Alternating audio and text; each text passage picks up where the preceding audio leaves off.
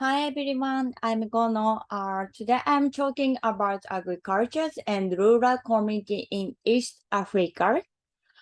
I will talking about briefly about Africa and small farmers in east east side of East Africa. Okay.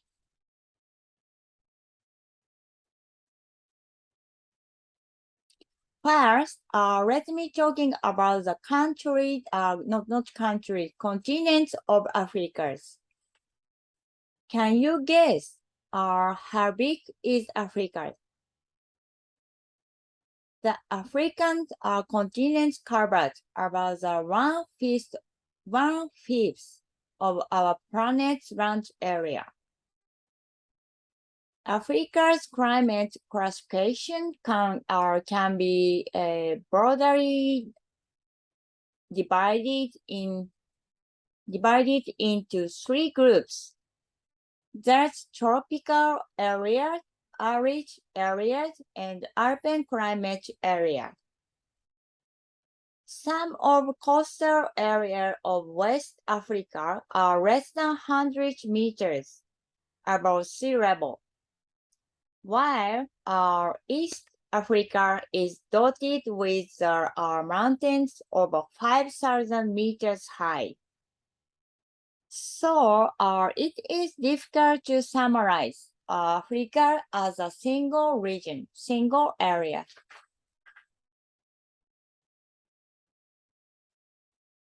I mentioned already the East Africa has mountains over 5,000 meters high, and what has created this type of landform is the Great Rift Valley.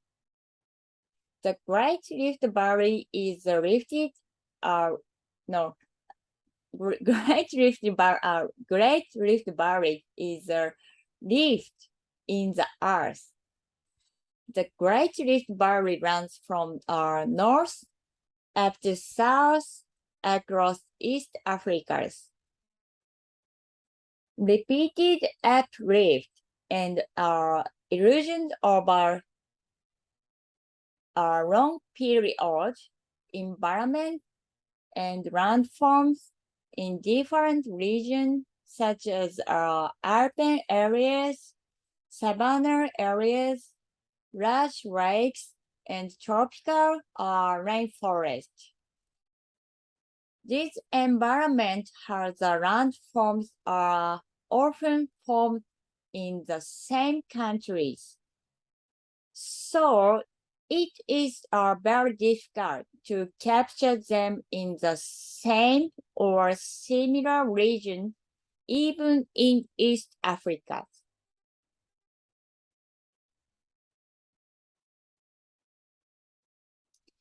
East Africa has varieties of ethnic groups. Also, there are many more ethnic groups if we capture all of Africa's. These ethnic formations are strongly related to the diversity of climate and environment condition in Africa. People have made their livelihood by adapting on their respective living environment. Also, it is said the different lifestyles and cultures were created through interacting with the different ethnic groups that were met while moving around in the region.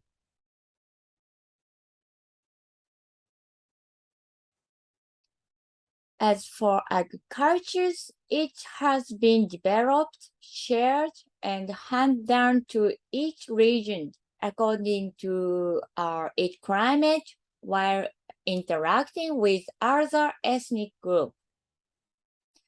Much of our conventional agriculture in Africa is said to have related on nature's resource to restore soil fertilities by returning nutrients accumulated in a plant to the soil. Because they're having enough land to expand, move, and follow. Slash and burn farming is common in conventional agricultures in Africa. In conventional slash and burn agricultures, after cultivation, the farmer waits a while. That's land to recover before cultivating the same land again. But there seems that land has been used for agriculture without sufficient fallow periods in recent years.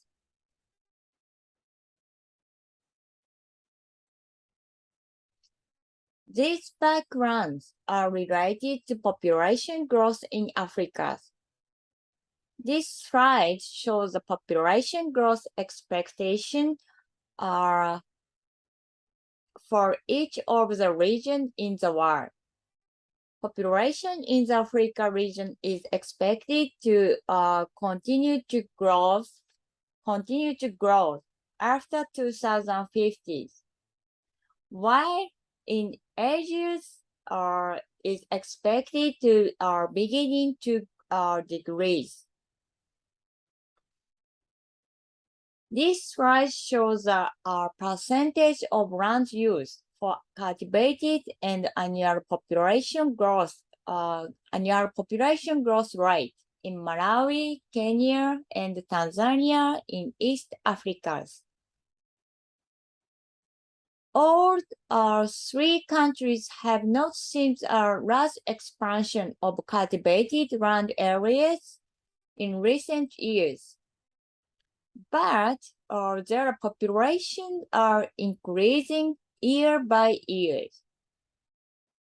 Land is a very important asset for agriculture production, but population pressure on farming land is increasing. This is a serious problem for peoples whose main source of livelihood are agricultures.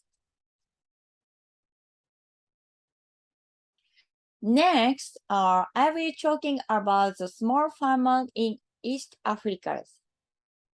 Agriculture is the main major industry in many East African countries.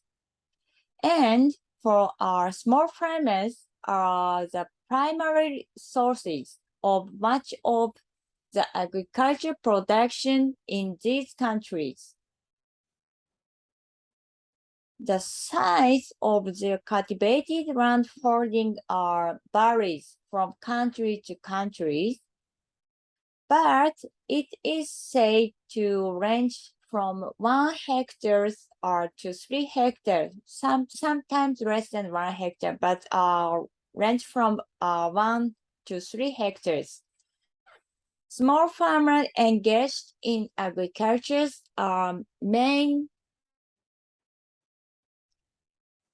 Small farmers engaged in agriculture mainly through family labors, and their primary goal is to produce crop for their own consumption.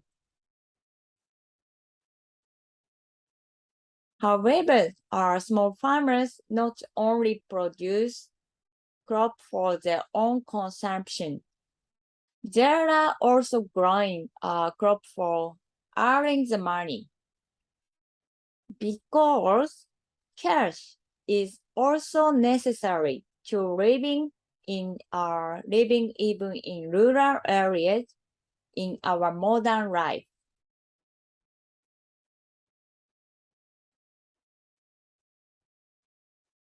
However, I already mentioned before, population growth is reducing the size of the cultivating land area for small farmers.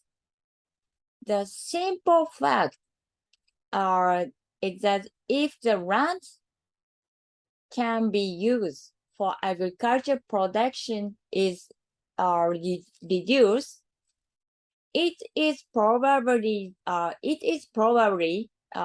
case that crop consumed and income earned will be reduced also.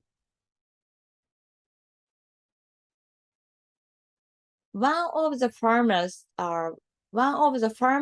strategies to cope with the situation is to adopt mixed or intercropping.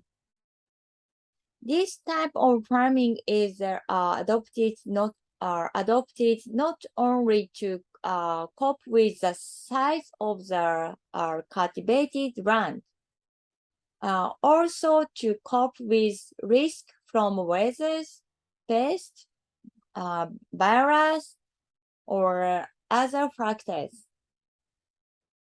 In East Africa, intercropping of the staple food of maize with legumes or maize with potatoes, that can be found. Or in some part of the areas, mixed cropping such as maize, legumes, potatoes, bananas, and mangoes can be found in the bush. And when considering the improvement of agriculture production, the adopting of chemical fertilizers and hybrid variety seeds or machinery technology, mechanization are also discussed. Both technologies are related to increasing agricultural production, but biological and chemical technology and mechanical technologies works differently. Biological and chemical technology works to increase land productivity. On the other hand, mechanical technologies works to increase labor productivity. Okay? Biology and chemistry technologies work to increase land productivities, while our machine or mechanics technology work to increase labor productivity. Okay. These two differences lead to different results depending on the size of the cultivated land area. Biological and chemical technology are related to land productivity and not to the size of the cultivated land area. For this reason, improvement in land productivity directly lead to increased agriculture production. On the other hand, our mechanical technology our investment increase labor productivity. However, the size of cultivated land area affects land productivity and production cost. This slide shows an image of the relationship between biological and chemical technology input and cultivated land areas. Biological and chemical technology input result in the same agricultural production per unit of cultivated land area. Even if the cultivated land area is small or big.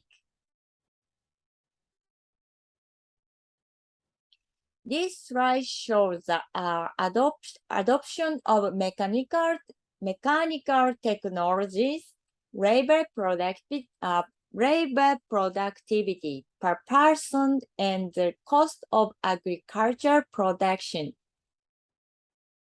If the crop harvesting were to change from hand harvesting to machine harvesting with adopting to mechanical technology, it would greatly improve the amount of crop harvested per hour. This improvement of labor productivity explained in our simple words. But our mechanization does not improve agriculture productivity because this is the adopting of machinery does not improve land productivity. Is that okay? The relationship between labor productivity and land is that the level of machinery adopting reduce the cost of agricultural production. At the small level of cultivated land, adopting a large-scale machine that is not suitable for the cultivated land will only increase the cost of production. On the other hand, at the large level of cultivated land, it is cheaper to use large-scale machines than to rely on the human labors. Okay? This means that if the aim is to increase agriculture production with the adopting of machine technology, it is necessary to aim for an increase in production with an increase in area of cultivated land. Also, the adoption of machinery suitable for the areas of cultivated land will lead to reduce working time and labor cost. Okay?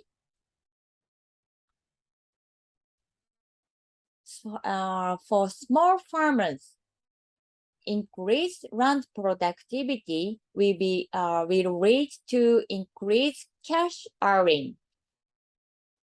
As already mentioned, small farmers are mainly engaged in agriculture as their main livelihood, earning cash by selling the surplus of staple food crops or cash crops. The more crops a small farmer can harvest in their own land, the more crops can sell by themselves. Okay. However, small farmers need to considering the selling crops at a higher price also.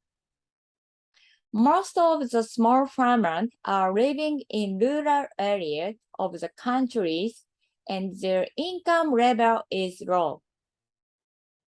One of the problems faced by the small farmers is their low income from crop production sales. Many reasons were related to this problem.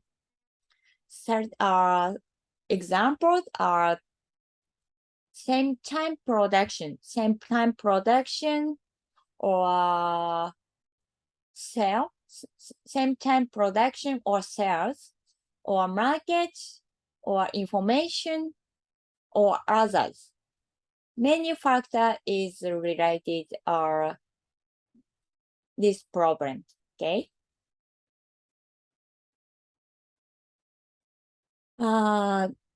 That's why our increasing agriculture productivity alone is not sufficient to improve the livelihood of small farmers.